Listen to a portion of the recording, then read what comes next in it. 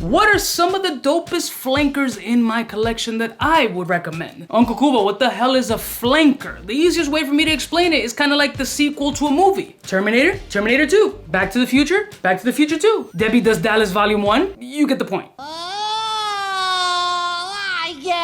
So in this video, I'm gonna put you onto 10 fire flanker fragrances in the designer space that if you don't already have, you absolutely must try. Let's roll my motherfucking music so I can put you onto 10 flanker designer fragrances that are some of the best in the game.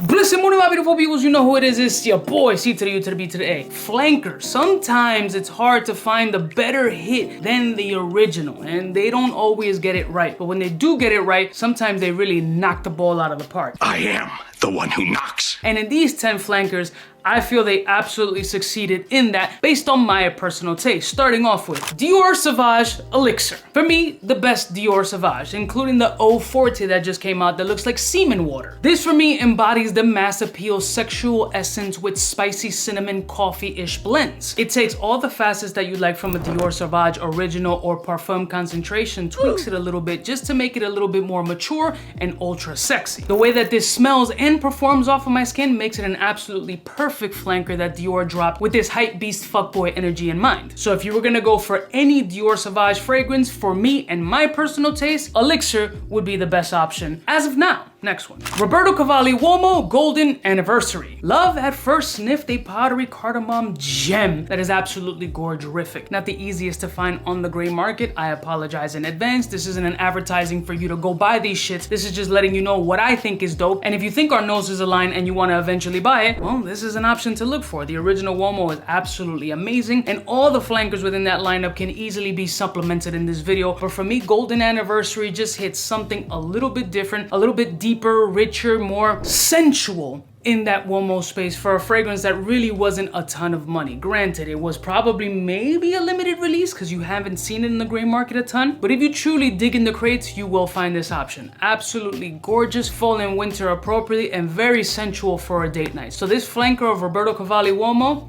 legendary. Next one. Speaking of legendary, La Nuit de l'Homme? What? There's nothing I can possibly say that hasn't been said a million times online. This holds the status that it does because of the hype and compliment factor and sex appeal that this fragrance has.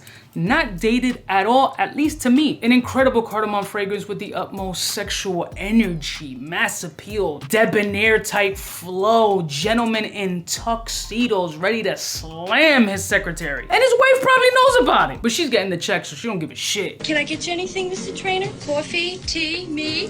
When Yves Saint Laurent dropped La Nuit de l'Homme, they knew what they were doing. They were like, yo, L'Homme was a banger, but we want to hit something a little bit darker. We want it to be slightly more ominous, a little bit more mysterious, and extra sexy and bold and delicious. So they came out with La Nuit de l'Homme, and guess what? Hit it out of the parque, fam. This is an incredible flanker. Next one. This one took some coming around to, but the most wanted eau de parfum intense, solid. The most wanted lineup sometimes comes off overly sweet and very childish and juvenile. It does get a ton of compliments, but like the Paco Rabanne 1 million fragrances, the prominent note of sweetness is like the overwhelming star of the fragrance that can be a little overdone and slightly jarring. Sweet fragrances get a ton of compliments and there's nothing wrong with them, but this one in particular has a level of maturity and sexy spicy factor that definitely plays beautifully off the skin. The performance of this one has been actually above average, and the scent profile itself quite enjoyable. So I thought the Wanted Parfum was a really sexy rendition, but this one right here definitely takes the cake. Next one. And speaking of Paco, bro, Golden Oud, oh my god, just home run Ken Griffey. This shit is so good. They should have done a Paco Rabanne 1 million like private blend and threw this in as a little Middle Eastern like curveball. This is incredible. So much Middle Eastern potency, resinous, incensey vibe, allspice nature, super designer wearable oudie without any funk. Just screams regal royalty. This strays away from the 1 million DNA enough that you're like, damn, yo, they really put their foot in their their mouth with this shit. Elegant, ultra masculine, incredible performance for a designer fragrance. Shocking the type of quality that's in this fragrance. So Golden Oud by Paco, I think it's pretty much kind of the best. Dior Homme Parfum, fam, talk to me nice. I just want to sit here and smell this and not even speak to y'all. Sexual healing. When I get that feeling, I want sexual healing. Now more accessible in the US, but hey, don't get it. It sucks. Don't even look for it. Trash. Trust me, it's featured on here just for pity's sake. You don't want this. Incoming! Victor and Rolf Spicebomb Infrared. Not the new joint, the OG. I don't know if it's the combination of red and black pepper energy, the beautiful tobacco-y type vibes in this joint, the potency of this one, but out of all of them, this one here just speaks differently off of my skin. Amazing sillage. It really captivates people's noses while walking by. It is one of those gems that is like, damn. And for a person that I've mentioned in the past, I'm not a Spicebomb fanboy. For me personally, it just brings back kind of, it's a memory thing. It's not that it's a bad scent, but it's kind of like, everybody around me was wearing it, and it just became overly saturated to my brain, and even to this day it's kind of just like it does dick for me. But this one is incredible. There are other flankers in the Spicebomb lineup that I personally have not tried, but we're talking about ones that I own in my collection that I find super sexy and that smell delicious on me, which is the main idea. So Infrared for me is one of the killer flankers. Let's face it, I don't know what's gonna smell good on you. I don't know you. I'm just a drunk Cuban dude who likes to drink whiskey, and therefore Givenchy Gentleman Reserve Privé needs to be in there because it has a bourbon-esque flow and a little whiskey essence, barrel-aged sexuality with a little bit of a floral irisy powdery component. I'm just looking for anything to wear that reminds me of drinking so I can go ahead and drink. Sounds like I have a problem. I have a drinking problem? Very masculine. Definitely shines beautifully in the cold weather. Whiskey, barrel-aged, woody, leather, bourbon, young, slight peaty undertone. You're just in a smoking jacket in a library, just sipping back a little bit of a Grandpa's old cough medicine, keeping your eye on the prize, seeing if a nice little minx walks by so you could just snatch that puss.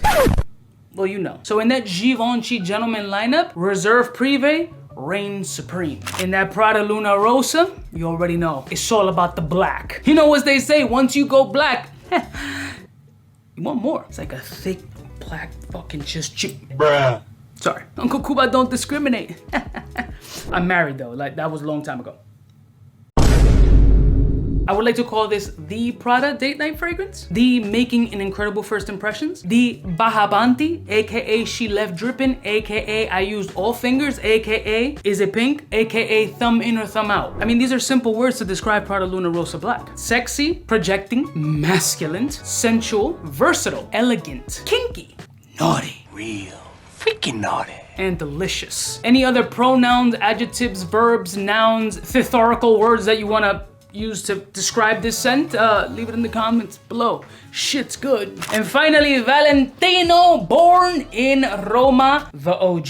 I don't know, the new Born in Roma was nice, but it doesn't do it on my skin like this one. I feel this one performs better. This one, even though is on that unisex level, has this beautiful softness to it and this almost red Play-Doh-ish type vibe that works incredible off my skin. It's beautifully seductive, not too loud and obnoxious, but still keeps a level of softness in a masculine feel. Slightly sweet, very playful, very sexy, ultra delicious, and the full dry down of this fragrance off my skin just works like a charm as a signature scent all year long. If you were gonna go for any Valentino Uomo other than the original, I think Born in Roma would be that top contender, because this is just so fucking good. 10 designer flanker fragrances that I think are super fucking fire. Say that 5 times fast. I love y'all mother suckers from the heart. I'll put links in the description if you are interested. Sample before you buy. Don't blow the bag, but let me know what your absolute favorite flanker is in the comments below, and maybe I'll feature it in a future video. I'll see y'all stitches next time. You know who it is.